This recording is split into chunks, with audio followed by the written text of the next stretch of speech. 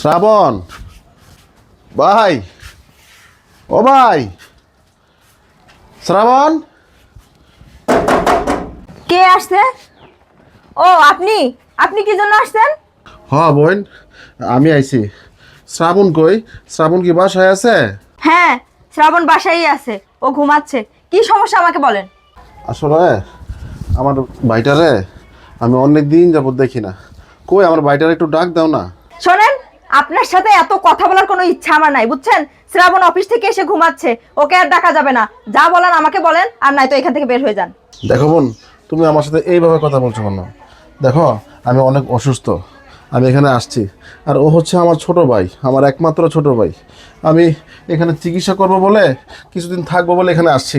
আর তুমি আমার সাথে এইভাবে ব্যবহার করতেছো। এই, আপনি কি ভালো কথা বোঝেন না? এই, আপনি কি চান যে আমি আপনার সাথে খারাপ ব্যবহার করি? এই, আপনি কি জানেন না যে আমি গ্রাম থেকে এই শহরে আসছি একটু ভালো থাকার জন্য? এখানে এসেও কি আপনাদের জন্য কি শান্তিতে থাকতে পারবো না? এই, আপনি কি আমাদেরকে শান্তিতে থাকতে দেবেন না? আবার এখানে আসছে চিকিৎসা করার জন্য। চিকিৎসা করার জন্য না কিসের জন্য আসছেন সেটা তো আমি খুব ভালো করেই জানি।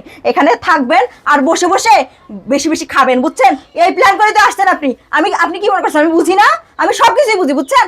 ভালোই ভালো বলতেছি, এখান থেকে বের হয়ে যান। শ্রাবণের সাথে কথা বলার আগেই এখান থেকে বের হয়ে যান, না হলে কিন্তু আপনার সাথে খুব খারাপ হয়ে যাবে। আপনি কি ভাবছেন আমি আপনাকে এখানে থাকবেন, আপনাকে সেবা যত্ন করবো, সবকিছু করবো? হ্যাঁ, কিভাবে ভাবেন আপনি এটা? যান, যেখান থেকে আসছেন সেখানে চলে যান।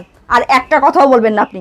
ভালোই ভালোই বলছি, আর কোনোদিন যেন এই বাসায় না দেখি। বের হন, যান, বের হন। কি ব্যাপার মিষ্টি? কি ও আচ্ছা, তুমি এসেছো। কি হয়েছে মিষ্টি, তুমি চিৎকার চেঁচামেচি করছো কেন এর সাথে? দেখো, তোমার ভাই মনে হয় চায় না যে আমি এই শান্তিতে থাকি, বুঝছো? গ্রাম থেকে আসছি তো এখানে একটু শান্তিতে থাকার জন্য। এখানে মনে হয় শান্তিতে থাকতে পারবে না জন্য আবার চলে আসছে বাসা থেকে। ঠিকই তো ভাইয়া, তুমি গ্রামে থেকে এখানে চলে আসছো কেন এভাবে? দেখো, আমরা যে শহরের মানুষগুলো একটু সুখে থাকবো, তোমাদের মতো গ্রামের লোকদের জন্য সেটা আমরা পারি না। আমরা একটু আসি, একটু আলাদা থাকবো, ভালো থাকবো এর জন্য। আর তোমরা কি করো, একটু বিপদ আপদ হলেই চলে আসো টাকা পয়সা সাহায্য চাওয়ার জন্য। কি এমন হয়েছে যে তোমার গ্রামে থেকে এখানে আসতে হবে আমাদের সংসারে অশান্তি করার জন্য, বলো তো? দেখ ভাই, বিশ্বাস কর, তোদের সংসারের মধ্যে যে অশান্তি হবে এটা আমি কখনোই চাইনি। আমি খুব অসুস্থ, তুই আমার একমাত্র ভাই, তাই আমি এখানে আসছি তোর এখানে থেকে আমি চিকিৎসা করব। দেখ ভাই, এটাই ছিল আমার উদ্দেশ্য। আর আমার না পরানটা কান্দে তোকে দেখার জন্য। শোনো, তোমাদের এইসব উদ্দেশ্য না আমি খুব ভালো করে জানি।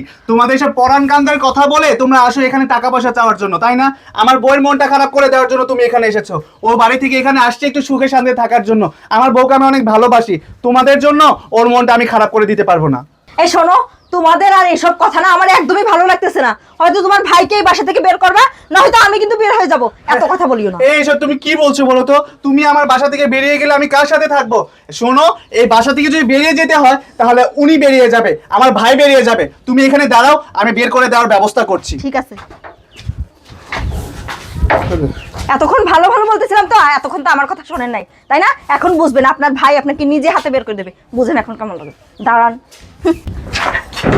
এই নাও ব্যাগ। আরে শ্রাবণ, এটা তো আমার ব্যাগ, তুমি আমার ব্যাগ কেন নিয়ে আসছো? হ্যাঁ, তোমার ব্যাগ। তুমি না বলে তুমি চলে যাবে? নাও, ব্যাগটা নিয়ে চলে যাও। আমি চলে যাব মানে? তুমি সব কি বলছো শ্রাবণ? ও, বুঝতে পারছো না তাই না যে আমি ঠিক কি বলছি? ঠিক আছে, আমি তোমাকে বুঝিয়ে বলছি। তুমি কাকে আমার বাসা থেকে বেরিয়ে যেতে বলছো? এই ভাইকে, যে ভাই কি না আমাকে নিজে না খেয়ে আমাকে বড় করেছে। এই যে আমি এত বড় বড় ভার্সিটিতে পড়েছি, আমি এত ভালো চাকরি করছি, কার জন্য জানো? এই ভাইয়ের জন্য। এই যে ওনার ভিটা মাটি বাড়ি গাড়ি যত যা ছিল সবকিছু বিক্রি করেছে কার জন্য জানো? আমার জন্য। আমি এত অসুস্থ হয়েছিলাম, আমার বেঁচে থাকার কোনো কথাই ছিল না। সে তার ভিটা বাড়ি বিক্রি করে আমাকে সুস্থ করেছে।